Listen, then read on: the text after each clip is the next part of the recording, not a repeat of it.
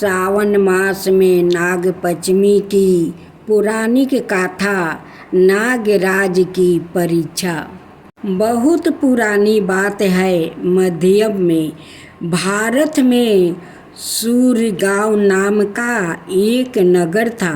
वहाँ के राजा वीरसेन धर्मपरायण और अन्याय प्रिय थे।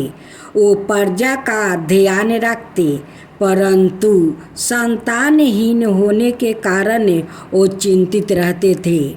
राजा ने अनेक यज्ञ दान और व्रत किया, पर उन्हें संतान नहीं मिली। एक दिन एक वृद्धा तपस्वी उनके महल में आया और बोला, हे राजन, तुम्हारी संतान की बाधा सर्प दोष के कारण है। जब तक तुम नाग देवता को प्रसन्न नहीं करोगे तब तक वंश नहीं होगा। राजा ने तुरंत संकल्प लिया और सावन शुक्ल पक्ष की पंचमी के दिन नागदेव की पूजा का अभय आयोजन किया। उन्होंने नदी के तट पर नाग देवता की स्वर्ण प्रतिमा बनवा कर दूध, केसर, फूल और चंदन से पूजन करवाया। पूरे नगर वासियों को भी नाग पूजा का निमंत्रित दिया गया। वही रात राजा को सपने में एक दिव्य सर्प नागराज तक्षक प्रकट हुए। उन्होंने कहा, हे वीरसेन, तुम्हारे हृदय की श्रद्धा से हम प्रसन्न है, परंतु हमारी एक प्रतीक्षा है। कल प्रात जब तुम नदी तट पर जाओगे, वहाँ एक बालक मिलेगा। वो हमारा दूत है। यदि तुम उसकी बात को समझकर उसका मान रखोगे तभी तुम्हें वरदान मिलेगा। सुबह राजा नदी के तट पर गया। वहाँ एक निर्धन अजीब सा देखने वाला बालक बैठा था। वो कहने लगा, राजा, क्या तुम मुझे अपना पुत्र बनाओगे? क्या तुम मुझे अपना राजकुमार मानोगे? दरबासियों ने उस बालक को हंस कर भगा देना चाहा, लेकिन राजा ने उसकी आंखों में कुछ विशेष देखा। उन्होंने प्रेम से उसका हाथ पकड़ा और कहा, तुम मेरे लिए नागराज का आशीर्वाद हो। मैं तुम्हें पुत्र रूप में स्वीकार करता हूँ। अगले ही क्षण वो बालक दिव्य रूप में बदल गया। उसके शरीर पर तेज, सिर पर नाग मटुक और चारों ओर प्रकाश फैल गया। वो सवाई नागराज वासुकी थे। नागराज बोले, हे राजन, तुमने श्रद्धा, सेवा और समता की परीक्षा पास की है। मैं तुम्हें एक तेजस्वी पुत्र का वरदान देता हूँ, जो धर्म में, वीरता और ज्ञान में अधिभूत होगा। साथ ही तुम्हारे राज्य में कभी सर्प दोष, अकाल या रोग नहीं होगा। उसी दिन नगर में अच्छी वर्षा हुई। खेत लहराने लगा और कुछ ही महीनों बाद रानी को गर्भवती होने का वो शुभ समाचार मिला। पुत्र जन्म के साथ पूरे नगर में हर्ष छा गया। राजा ने उस दिन को नाग पंचमी उत्साह के रूप में घोषित किया और हर बरस विधि पूर्वक नाग पूजन होने लगा। श्रद्धा और भक्ति सच्चे मन से करे, चाहे वो मनुष्य हो या नागदेव, हर जीव में ईश्वर का वास है। हमें सभी जीवों का आदर करना चाहिए। धैर्य और परीक्षा से ही फल मिलता है। केवल बाहरी पूजा नहीं, आंतरिक सम्मान जरूरी है।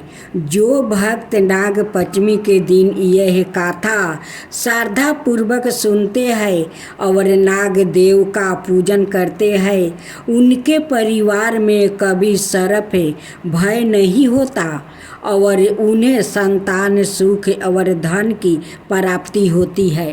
कृष्णा राधे राधे भक्त जैनो, आज आप सभी श्रवण करेंगे नाग पंचमी की सुंदर पौराणिक गाथा। प्राचीन समय की बात है, एक गांव में एक किसान अपने परिवार के साथ रहता था। वो बड़ा ही धार्मिक और सच्चा इंसान था, परंतु उसके खेत में नागों का एक पुराना बिल था, जिसे वो अनजाने में हल चलाते समय वो नष्ट कर बैठा। बिल टूटते ही उसमें रहने वाले नाग मारे गए। केवल एक छोटा नाग बचा जो उस समय बिल के बाहर था।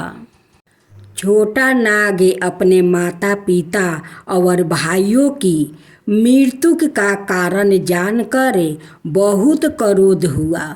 उसने बदला लेने का निश्चय किया। रात को वो किसान के घर पहुंच गया और उसके दोनों बेटों को डांस लिया।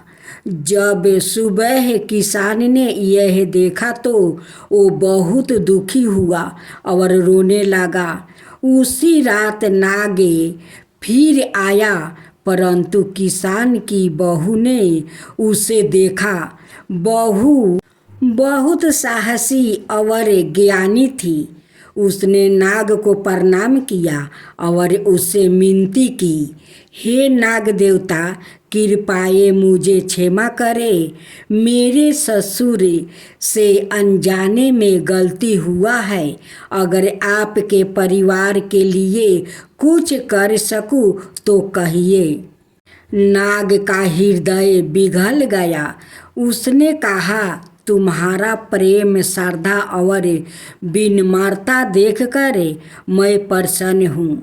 मैं तुम्हारे देवरों को जीवन दान देता हूँ। यह कहकर नाग ने दोनों बेटों को जीवन दान दिया और वापस अपने स्थान पर लौट गया। इस घटना के बाद से यह परंपरा चली आई कि सावन मास की शुक्ला पक्ष की पंचमी को नागों की पूजा की जाती है। इस दिन नागों दूध, लड्डू, फल और कुशा में नागों को पूजते हैं। मिट्टी के नाग बनाकर या नाग मंदिर में जाकर उनकी पूजा की जाती है, ताकि सर्प दोष, भय या कष्ट न आए। यह पर्व हमें सिखाता है कि प्रकृति, पशु और जीवों के प्रति आदर भाव रखना चाहिए, क्योंकि उनमें भी परमात्मा का वास है। नाग पंचमी की गाथा यही पर समाप्त होती है।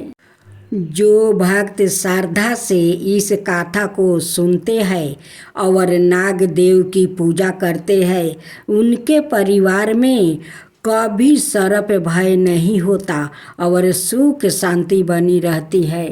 तो बोलो नाग देवता की जय, नाग देवता की जय।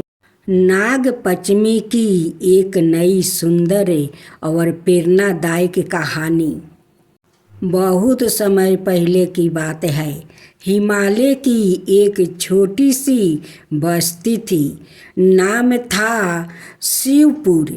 वहाँ एक गरीब ब्राह्मण अपने परिवार सहित रहता था। उसकी बेटी का नाम था नंदिता। बहुत ही सुंदर, धार्मिक और बुद्धिमती थी। नंदिता रोज सुबह उठकर नदी से पानी भरती, तुलसी को जल देती और गांव के पीपल के पेड़ के पास पानी नाग देवता की छोटी सी प्रतिमा को दूध चढ़ाया करती। वो सच्चे मन से प्रार्थना करती थी, हे नागदेव, जैसे आप पृथ्वी के गर्भ में सब कुछ संभालते हैं, वैसा ही हमारे जीवन में भी रक्षा करना। एक दिन गांव में भयंकर सूखा पड़ा। खेत सूख गया, कुएं खाली हो गया, लोग परेशान हो उठे। गांव के पंडितों ने बताया कि गांव के पास की पुरानी गुफा में शेष नाग वास करते हैं और वो रूठ हो गए हैं। उन्हें प्रसन्न करना होगा। गांव के लोग डर गया। कोई गुफा में जाने को तैयार नहीं था, लेकिन नंदिता ने साहस किया। उसने व्रत रखा, नाग पंचमी का उपवास किया और दूध फूल और दीपक लेकर गुफा में चली गई। गुफा में प्रवेश करते ही अद्भुत प्रकाश फैला। वहाँ 7 फन वाला एक तेजस्वी शेष नाग प्रकट हुआ। वो बोले, बेटी, तेरी श्रद्धा और साहस ने मुझे प्रसन्न किया है। तू डरती नहीं, प्रेम करती है, इसलिए मैं तुझे वरदान देता हूँ कि तेरे गांव में फिर कभी अकाल नहीं पड़ेगा। गांव में वर्षा हुई, जल से तालाब भर गया और खेतों में हरियाली लौट आई।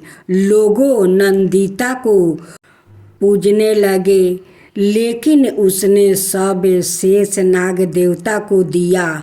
उसी दिन से शिवपुर गांव में नाग पंचमी का पर्व बड़े धूमधाम से मनाया जाने लगा। इस कहानी से हमें यही सीख मिलती है कि सच्ची श्रद्धा, साहस और सेवा से कोई भी देवता प्रसन्न हो सकते हैं। नाग पंचमी केवल पूजन का दिन नहीं, बल्कि धरती के संतुलन और जीवों जंतुओं के सम्मान का पर्व भी है।